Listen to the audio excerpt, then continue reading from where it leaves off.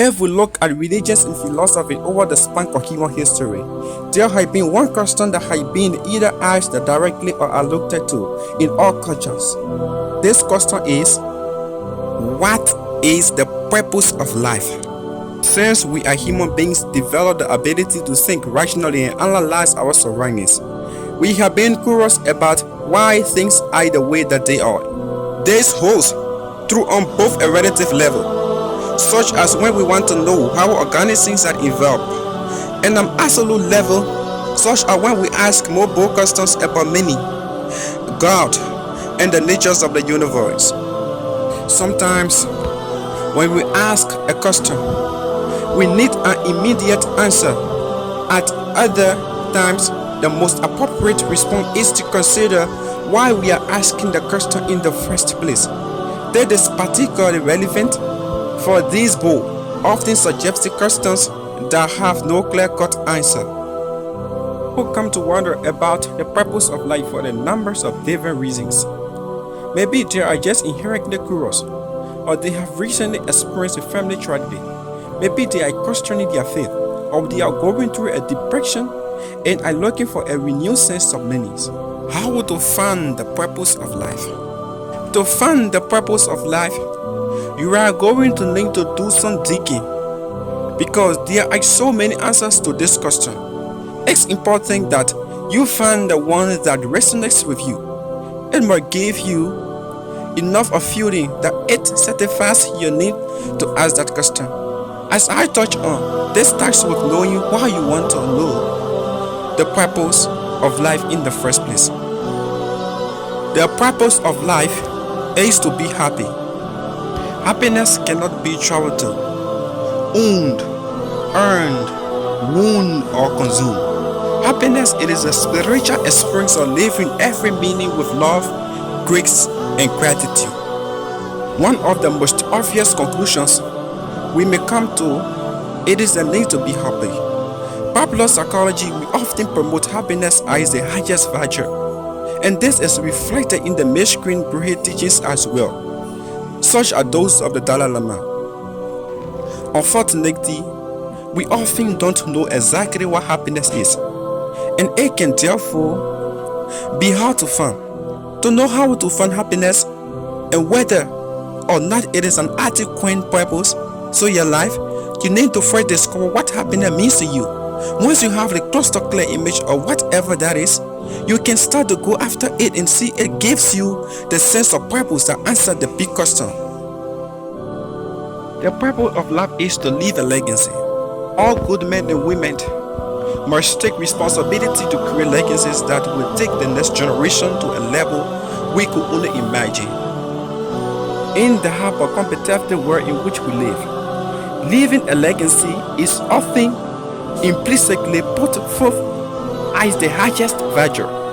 Leaving a legacy is one way that we will feel value in the society and remember after we have gone. However, that does not need to be achieving something on a grand scale, such as building a business empire or becoming a successful athlete. It could simply mean starting a family and leaving the world a slightly better place than when we came here. The purpose of life is to love others. Not only do self-love and love of others go hand in hand, but ultimately they are indistinguishable. All major philosophies and the religion have expressed the importance of love. Love seems to be a healing agent to human suffering and something that connects all across time and culture. When we are able to love others unconditionally, we see our environment naturally become a more stable and fruitful place, and the lens through which we see the world is more positive and productive. The purpose of life is to create your own meaning.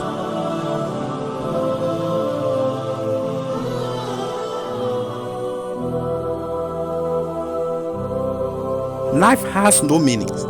Each of us has meaning and we bring it to life.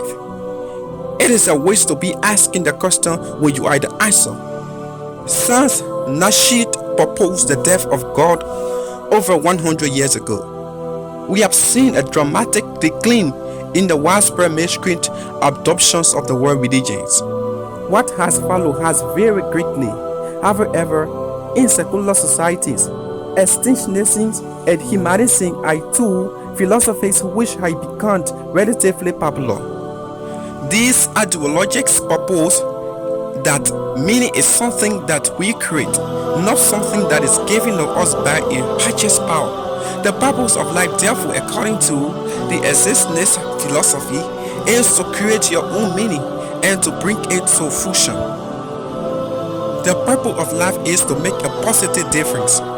Aim to make a difference in someone's life every single day, including your own. Making a positive difference may seem like a crazy and underwhelming purpose, but when we make an effort to do so on a particular level, meaning it shows because we see the fruit of our labor in real time. Again, it's necessary to stress that making a positive difference need not be anything huge. We are conditioned by social media and popular culture to think only a grand scale influence is worthy of pursuing. But the reality is that small, visible changes are often more personally rewarding. The purpose of life is to have a variety of experience. 20 years from now, you will be more disappointed by the things you didn't do than by the things you did do. Another way we can find purpose in life is to have a rich and fulfilling array of experiences. As far as we can determine, there is only one life, at least in this particular form. Meaning is therefore created when we celebrate the gift of our human experience through our five senses. Travel, entertainment, love, relationships, good food, and novel experiences are all ways in which we may do that. Should not everyone have an equal resources to do so, they can still research opportunities within their own life if they want to truly live life with no regrets. The purpose of life is to find something important enough to justify suffering. If there is meaning in life at all, then there must be meaning in suffering. Suffering is an inevitable part of life, and understandably, it brings a lot of people to question purpose and meaning. There are a number of different approaches to suffering.